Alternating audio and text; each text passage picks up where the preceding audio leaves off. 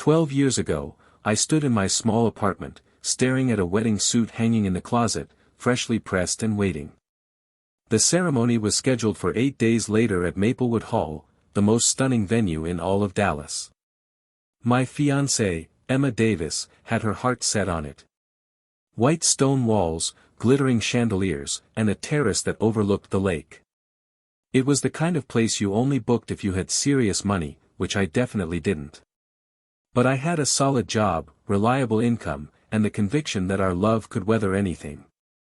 That week, my world came crashing down. It began on a Wednesday morning when my boss summoned me to his office.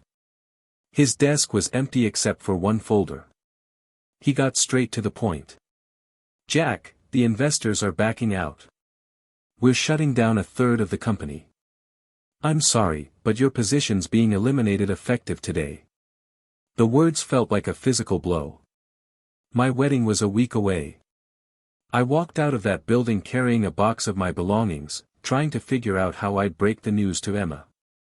We'd always talked about being a team. I figured she'd say it was just a temporary setback. That evening, I called her. "Hey," I said, fighting to keep my voice steady. "Something happened at work today. The company lost its funding. I got laid off, but I'll land something new fast. I've already got some leads." She went quiet for what felt like forever. Then her voice came through, flat and distant. "My dad says this changes everything." I felt my stomach drop.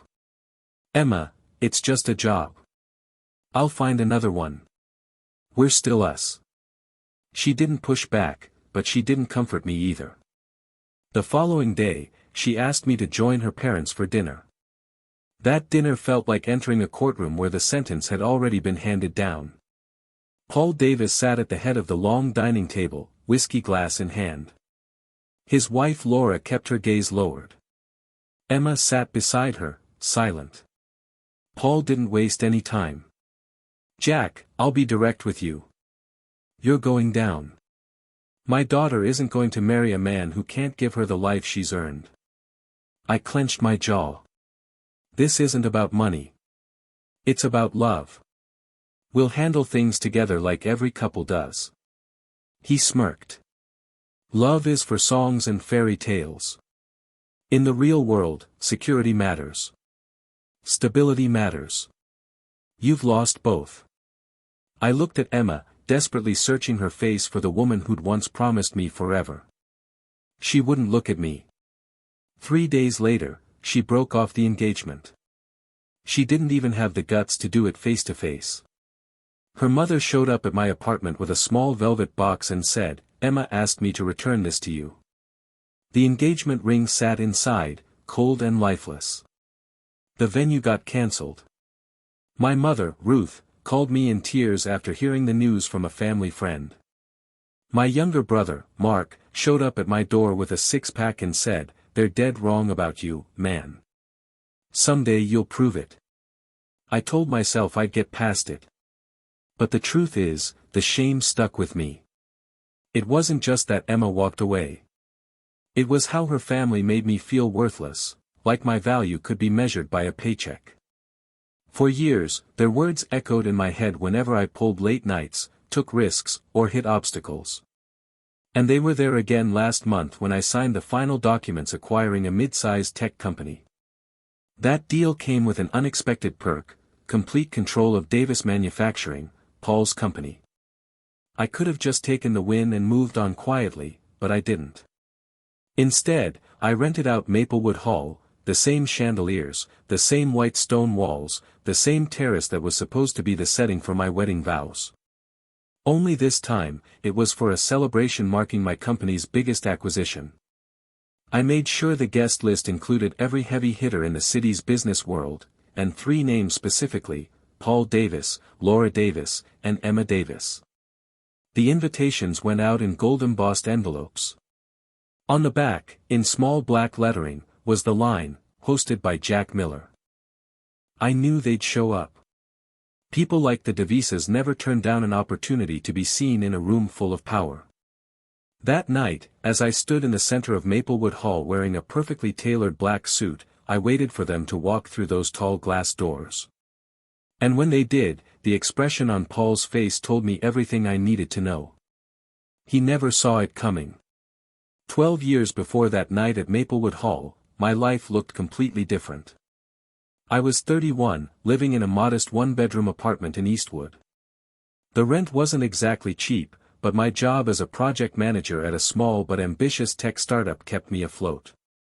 We were building a cybersecurity platform that had just secured a promising contract. I genuinely believed we were on the verge of something major. My days started early. I'd grab coffee from the corner shop, take the train downtown, and put in 10 to 12-hour days because I believed every ounce of effort mattered. On Fridays, I'd meet Emma for dinner at this little Italian spot she loved. She'd go on about wedding details while I listened, smiling, pretending I knew the difference between chiffon and organza. Emma Davis was the kind of woman who commanded attention when she walked into a room. She had this polished, natural grace, always dressed like she'd stepped straight out of a magazine. She was sharp, too, an MBA graduate working in marketing for a luxury brand. Her confidence was one of the first things that drew me in. We'd met 5 years earlier at a networking event. She was chatting with a group, laughing about how she didn't understand half the tech jargon being tossed around. I introduced myself, made a joke about how we probably didn't need encryption to talk over dinner, and we've been together ever since. Our backgrounds couldn't have been more opposite. I was raised by my mother, Ruth, after my father died when I was 15. She worked as a school librarian and taught me that hard work and integrity mattered more than anything else. My younger brother, Mark, grew up fixing cars in our uncle's garage and eventually became a mechanic. We didn't have much, but our home was filled with warmth, laughter, and a sense of loyalty that didn't crack under pressure. Emma, on the other hand, grew up on a sprawling estate in the suburbs. Her father, Paul Davis, owned one of the city's most successful manufacturing companies. He was the type of man who judged people by their net worth and their usefulness to him. From day one, he made it crystal clear he didn't think I measured up. His wife, Laura, was more polite about it but kept her distance, as if she expected things to fall apart eventually. Still, Emma kept insisting her family would come around. Once they see how happy we are, they'll get it, she told me more than once. I wanted to believe her. When we got engaged, I thought it proved that love could overcome any divide. I'd saved for months to buy her ring, nothing as flashy as the ones her friends showed off on social media, but it was elegant and chosen with thought. When I proposed in the park where we'd taken our first walk together, she said yes through tears. The months leading up to the wedding were a blur. Emma had this massive binder full of fabric samples and seating arrangements. I was in charge of booking the band and photographer. My mom was thrilled, telling everyone who'd listen about her son marrying a real catch. Mark joked that he'd better figure out how to tie a tie before the big day. Maplewood Hall was Emma's dream venue. She showed me pictures of its grand staircase, the terrace overlooking the lake, the crystal chandeliers. It was way beyond what I could afford, but she promised her parents would cover the cost. I wasn't thrilled about accepting their money, but I let it slide. She was so excited, and I wanted her to have the day she'd imagined. A week before everything imploded, we were there for the menu tasting. I remember sunlight streaming across the marble floors, the aroma of roasted herbs drifting from the kitchen. My mom sat beside me, looking like she was memorizing every detail for the rest of her life. Mark teased me about whether I'd cry during the vows. At one point, Emma leaned over and whispered, "In 12 years, we'll be laughing about how stressed we were over table centerpieces." I grinned and told her, "As long as it's with you, I'll laugh about anything." That was the last truly relaxed moment I remember having with her. Looking back now, I can see the warning signs were already there. Paul had been pushing her to sign a prenup. He'd made comments about how the tech industry was unreliable, but I brushed it all off, thinking he was just being overprotective. I didn't grasp yet how much he valued control, or how quickly Emma would cave under his pressure. At that point, I still believed the only thing that could hurt us was something we'd face together. I had no clue that the thing that would tear us apart was something I'd have to face alone. The news hit on a Wednesday morning that started like any other. I'd taken the train downtown, coffee in hand, ready for another marathon day at the office. By mid-morning, I was in a meeting about our next product launch when the CEO pulled me aside. His face was pale, and the hallway suddenly felt too quiet. "Jack," he began, avoiding my eyes. "We lost our primary investor overnight. The deal's dead. We're cutting a third of the company. I'm sorry, but your position is one of the ones being eliminated." The words hit me like a sledgehammer. I had 8 days until the wedding. My entire future was built around a stable job and steady income. And in one instant, it vanished. I packed up my desk in silence, my co-workers watching with the uncomfortable sympathy of people who knew they could be next. On the train ride home, my mind spiraled through numbers, savings accounts, bills, the honeymoon costs. I convinced myself I could still salvage this. I had skills, connections, a strong resume. I'd find something quickly. That evening, I called Emma. "Something happened today," I told her. "The company lost its funding. They had to let me go, but I'm already setting up interviews. This won't drag on." There was a pause, longer than I'd anticipated. "My dad says this changes everything," she finally said. "It's just a job," I replied. "We'll handle it together." She didn't respond. And that silence spoke volumes.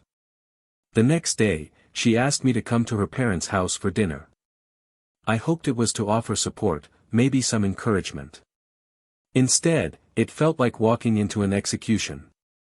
The Davis dining room was as intimidating as its owner, a long mahogany table stretched beneath a chandelier, silverware gleaming under the light. Paul Davis sat at the head, whiskey glass in hand.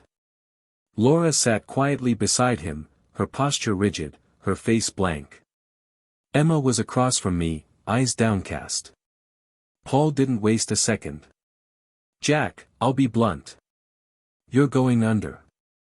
My daughter will not marry a man who can't provide the life she's entitled to." I met his stare. "This isn't about money. It's about love. We've been building a future together, and that hasn't changed."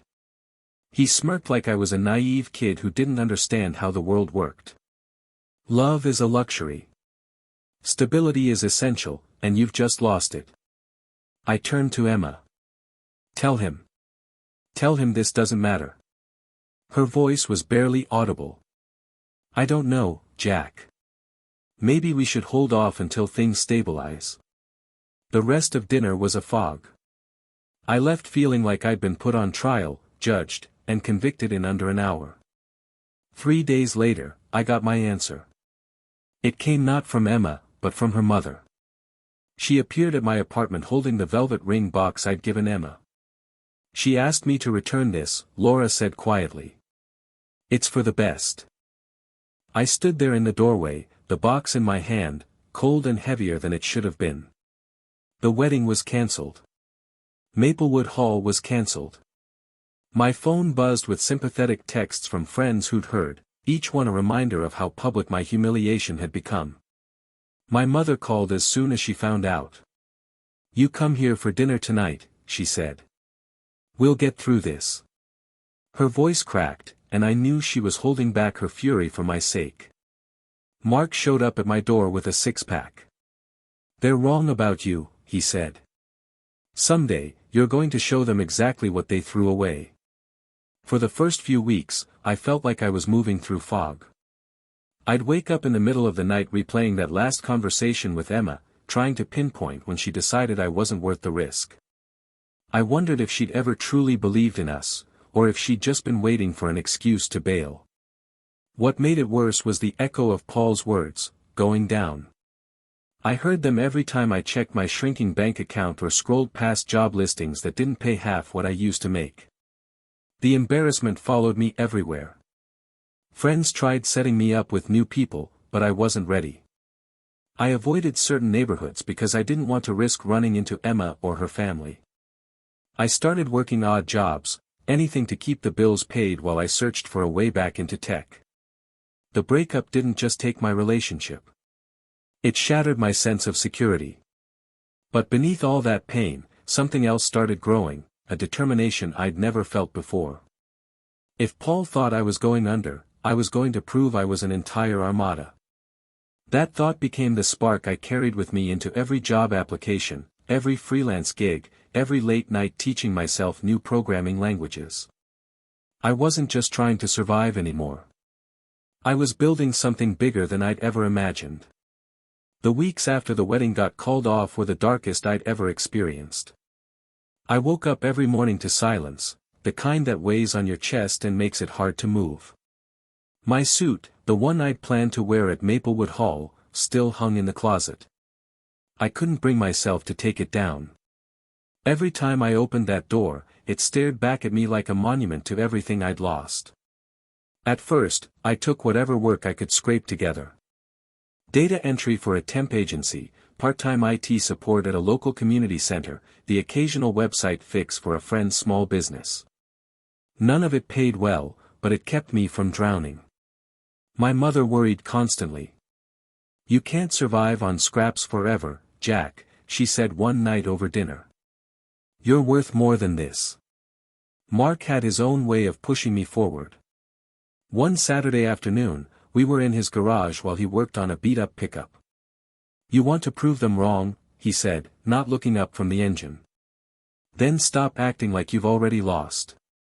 They think you're going under. Build yourself into a fleet." Something about that clicked. I'd been drifting, reacting to whatever life threw at me instead of taking control. If I wanted a future that wasn't defined by the Devisa's judgment, I needed to create it myself.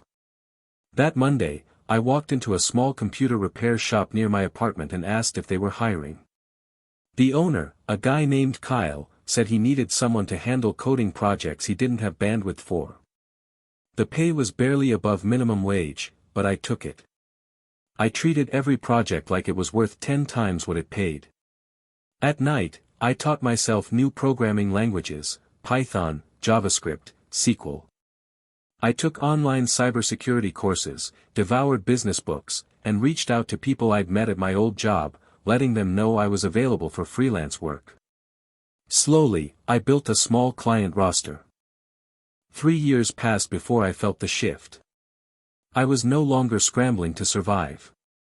I was choosing my projects, charging what I knew my time was worth. One of those projects evolved into a partnership. A client who ran a logistics firm asked if I'd be interested in co-developing a custom security platform. We worked out of his basement at first, splitting profits down the middle. Within a year, that platform was attracting interest from other companies.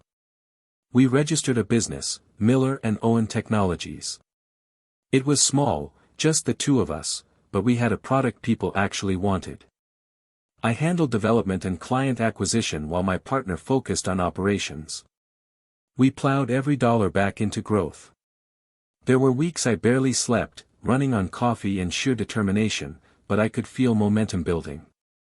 By year 7, we had a team of 16 and contracts with several mid-size corporations. I started attending industry conferences, not just as an attendee but as a speaker. My name was becoming recognized in the cybersecurity field. I didn't talk about my past, but privately I kept a mental tally. Every new client, every new hire, every profitable quarter was another point in my favor against the Devisas. Then came the opportunity that changed everything.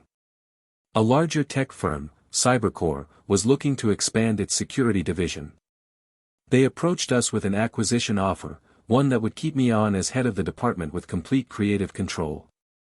It was more money than I'd ever imagined earning, and it came with access to resources that could take our innovations to the next level.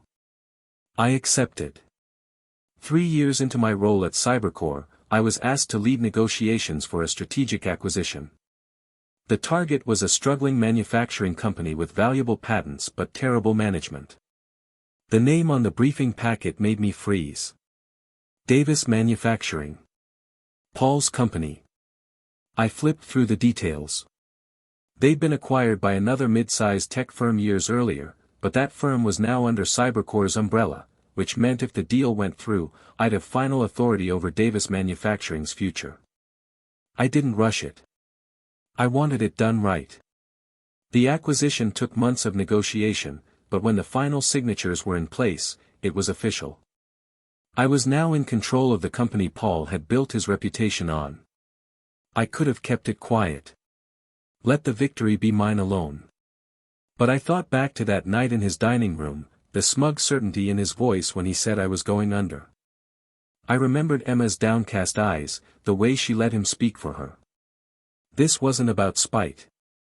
It was about closure. So I booked Maplewood Hall, the chandeliers, the terrace, the same grand staircase that was supposed to be part of my wedding day. Only now it would be the venue for a celebration marking the biggest professional achievement of my life. I assembled the guest list myself, making sure every major business leader in the city would be there. And right in the middle of that list were 3 names, Paul Davis, Laura Davis, and Emma Davis. The invitations were embossed, formal, and impossible to ignore. On the back, in small black print, it read, "Hosted by Jack Miller." Mark grinned when he saw them. "You're not just a fleet," he said. "You're an entire navy." The night of the celebration at Maplewood Hall was clear and crisp, the kind of October evening that makes the city feel electric. The venue glowed from within, chandeliers casting warm light through tall glass windows. Guests in tailored suits and sparkling dresses drifted across the marble floor, champagne glasses in hand, their voices blending into a hum of wealth and influence. I arrived early, wanting to absorb the room before the chaos kicked off. The staircase where I'd once pictured Emma descending in her wedding gown now stood as the centerpiece of the evening, lined with fresh flowers. The terrace doors were open, letting in the scent of autumn air. Everything looked exactly as it had in my memories. But now the event was mine. I was no longer a guest in someone else's world. I was the host. My team moved through the crowd, introducing themselves to potential partners, fielding questions about the acquisition. I shook hands, posed for photos, and made polite small talk, but my focus was locked on the front entrance. When the Devisas arrived, the energy shifted. Paul walked in first, wearing a dark gray suit that probably cost more than most people's rent. His stride was confident, but the instant his eyes found me, he froze for a split second before recovering. Laura followed, her expression polite but strained. And then came Emma. She looked almost identical to how she had a decade ago, though there was something harder in her features now, a slight tension in her smile. I crossed the room to greet them, each step deliberate. "Paul, Laura, Emma. I'm glad you could make it." Paul's voice was controlled. "We were surprised to see your name on the invitation." "I thought you might be," I replied. "After all, it's not every day a man acquires the company that built another man's career." A flicker passed through his eyes, quickly masked. "Business changes hands all the time." "True," I said, keeping my tone level. "But some transactions carry more weight than others." Laura offered a polite smile, as if trying to ease the tension. "This is a lovely event." "Thank you." "I wanted it to be memorable," I said, "especially for certain guests." Emma finally spoke, her voice softer than I remembered. "You've done well for yourself." I met her gaze. "I have. And I hope you found what you were looking for." She looked away first. As the evening unfolded, I made sure they saw everything. The slideshow of our company's achievements projected on the wall. The conversations I had with other executives who spoke to me with respect. The speeches from my team about our future plans. Every moment was a reminder that I was not the man they'd once dismissed. Halfway through the night, I took the microphone to address the crowd. The room fell silent. 12 years ago, I stood in this very hall expecting to start a new chapter in my life. That chapter never began. I was told I was going under. I was told I didn't have the stability or the value to build a future worth sharing. Tonight, I stand here not to prove anyone wrong, but to demonstrate what's possible when you refuse to let someone else define your worth. I didn't name the Devisas, but the pause I allowed afterward was enough for the implication to land. I saw Paul's jaw tighten, Laura shift in her chair, and Emma's hands clasp in her lap. After the applause, I stepped down and circulated through the crowd. People stopped me to shake my hand, congratulate me, ask about upcoming projects. The Devisas stayed for another half hour, saying little. I caught Paul watching me from across the room more than once, his expression unreadable. As they prepared to leave, Paul approached. "You've built something impressive," he said, his voice measured. "I built it because I believed in myself," I answered, even when others didn't. He gave a slow nod, as if conceding a point he didn't want to admit. Laura offered a polite goodbye. Emma hesitated, then stepped closer. "I was wrong," she said softly. "About you. About everything." I looked at her, remembering the man I'd been when she left, the man who would have given anything for her to stay. That man was gone. "We all make choices," I said. "I made mine, too." She held my gaze for a moment before turning away. When the doors closed behind them, I felt no surge of triumph, no rush of vindication. What I felt was lighter, a weight finally lifted. The night wasn't about humiliating them. It was about reclaiming the space where I'd once been made to feel insignificant and filling it with my own success. As the music swelled again and laughter filled the air, Mark clapped me on the back. "You did it," he said. "I did," I replied, raising my glass. "To the fleet." We toasted, and for the first time in years, I felt completely free. When the last guest left Maplewood Hall and the staff began clearing tables, I stepped out onto the terrace. The lake shimmered under the moonlight, the same view I'd once imagined seeing after saying my vows. This time there was no heartbreak, no hollow emptiness, just the quiet satisfaction of knowing I'd taken control of my story. Mark joined me, hands in his pockets. "You know," he said, "I thought tonight would be about revenge, but watching you in there, it didn't feel like that. It felt like you just closed a door." He was right. In the years after Emma left, I'd imagined this moment as the final blow in a fight I never started. But standing here now, I realized it wasn't about them anymore. It was about me, about the man I'd become through every late night, every risk, every setback I refused to let destroy me. My mother came out next, her coat wrapped tightly around her. "Proud of you, son," she said. Not for this, she gestured toward the glowing ballroom, but for getting back up when it would have been easier to stay down. Her words hit harder than any compliment about money or success. Ruth had seen me at my lowest, jobless, heartbroken, humiliated, and she'd never stopped believing I could rise again. Inside, the cleanup continued, the sound of clinking glasses and shifting chairs filling the background. I watched the reflection of the chandeliers ripple across the lake and thought about the path here. Losing my job had felt like the end of everything. Losing Emma had been a deeper wound. But without those blows, I might never have pushed myself far enough to discover what I was capable of. The following week, news of the acquisition spread through the business community. Articles ran with headlines about Cybercore's expansion and my role in it. Paul's name barely got mentioned. In every interview I gave, I talked about resilience, innovation, and the importance of surrounding yourself with people who believe in your vision. Not once did I reference the Devisas directly. The story wasn't theirs anymore. It was mine. One afternoon, I received a letter in the mail with no return address. Inside was a short note in Emma's handwriting: "I hope you're happy." I truly mean that. I sat with it for a while before tucking it away in a drawer. I didn't feel the need to respond. Whatever we'd had was a closed chapter, and I had no interest in revisiting it. Business continued to expand. We launched new products, hired more staff, and pushed into international markets. But I made sure I didn't lose sight of what mattered. I still visited my mother every Sunday for dinner. I still dropped by Mark's garage to sit on the hood of a car while he worked and talk about life. One evening over a simple meal at my mother's kitchen table, Mark asked, "So what now? You've hit the peak. Where do you go from here?" I thought about it for a moment. I keep building. Not for anyone else's approval, just for me. It struck me how different that answer was from the one I might have given years ago.